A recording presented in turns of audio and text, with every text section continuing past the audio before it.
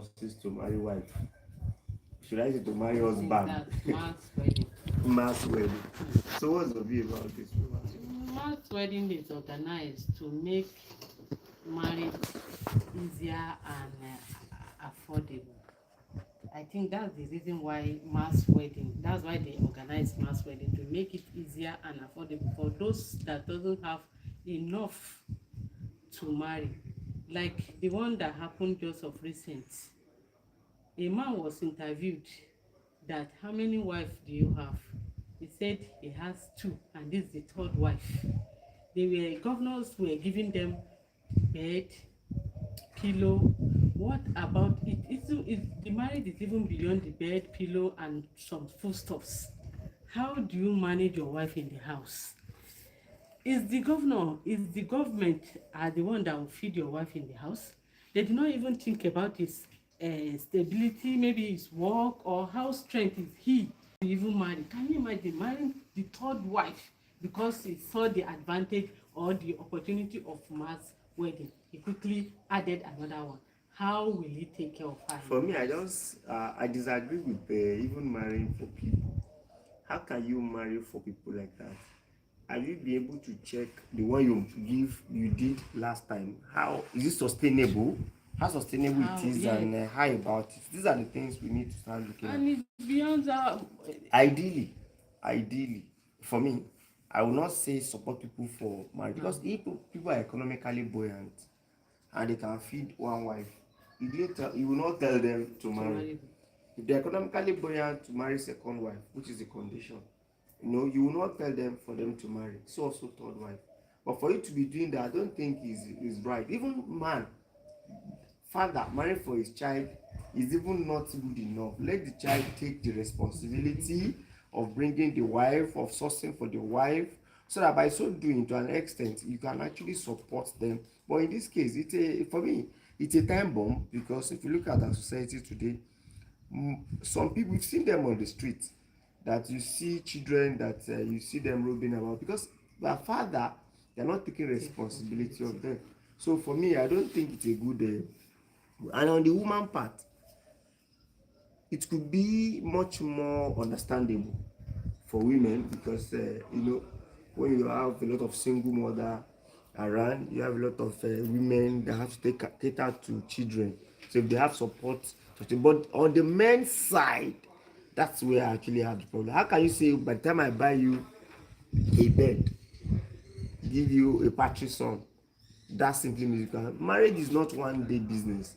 It's a lifetime. It's a continuous thing. And that's why we have seen it, that people abandon those wives after some time, and they will be vulnerable because they must have one or two kids. Why not even empower that woman separately? Even the man. And I think maybe in their own view, they think to reduce the number of single girls in the society. Or to reduce the zina or adultery. Yes. But the fact is, economic life is very, very key.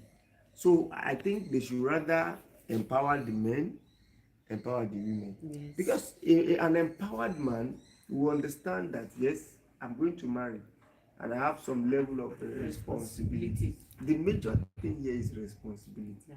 So, are you sure it's not a political score? Are you sure it's not politically motivated for governors to actually get more votes? I'm looking at it at that perspective. What I think of is that maybe they are following the rules of Islam, that you shouldn't allow, when a girl is mature to marry, let her marry, so that she will not commit adultery and all those fornicating around, to just reduce all those zina.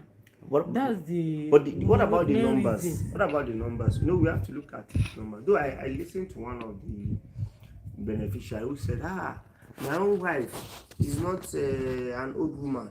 She has never married before. These are it's called for questioning. So why do you wait once you get it for free? Why do you? My question is that who will now continue to take care of this wife and the children they are going to bring, is it going to be still the government? Because you must empower. Why not empower somebody to be financially buoyant and decide, to actually go ahead to do whatever he actually chooses to do? Do you get? There's time for that maturity. Do you get? So if you allow that maturity to actually take its time and natural law take its course, the person take responsibility. I've seen, if you go to the same northern part, the rate of divorce is very, very high. It's high. So apparently you can enjoy mass wedding today, And next year he will also join. he will divorce this one, yes, and join again to get another one. Yes. So these are the critical areas. I don't think maybe they are doing proper screening before giving them wife, before marrying for them. Well, according to them, they said they do some medical screening anyway. Not only medical screening, how are they? If it is a man that has a wife before, go and check his house. How well is he taking care of them? Does he want it to add another one, or he should retain the one he has? I quite agree with you. You shouldn't just maybe just by filling form, they are filling form, P to fill form, and just like that. No, they have to do their visibility studies about them. They have to check them. They have to check them. You don't just allow them. No, background check, without their knowledge. Because they are taking that as an advantage to add, and after that you see Aureyamutu, carry. How many months Aureya carry? You see Bazora plenty in the streets. Before you know, I think I think when they took Auren Kwaniki, the Yewa Nna. It doesn't speak well. It's something we need to look at critically in our country. Is a bad signal to Islam, because when all these children that are begging, most of them are Muslims. Even in Islamically, marrying additional wife have its own conditionalities. Yes. You must be buoyant, to actually make sure that you do the right thing. It's not about how far, it's about how well. Not that you just rush to actually do that. So these are the things we must scrutinize and check appropriately. So I think going forward, I would not want to see continuation of such a gesture. We've seen some clerics who actually came out and said, no, it is not the right thing. Not the right because people don't have economic power. People cannot feed their home. They are not buoyant. And they are now saying they want to marry additional. I think we should correct that in our society. May Allah guide us to the right path. Amen.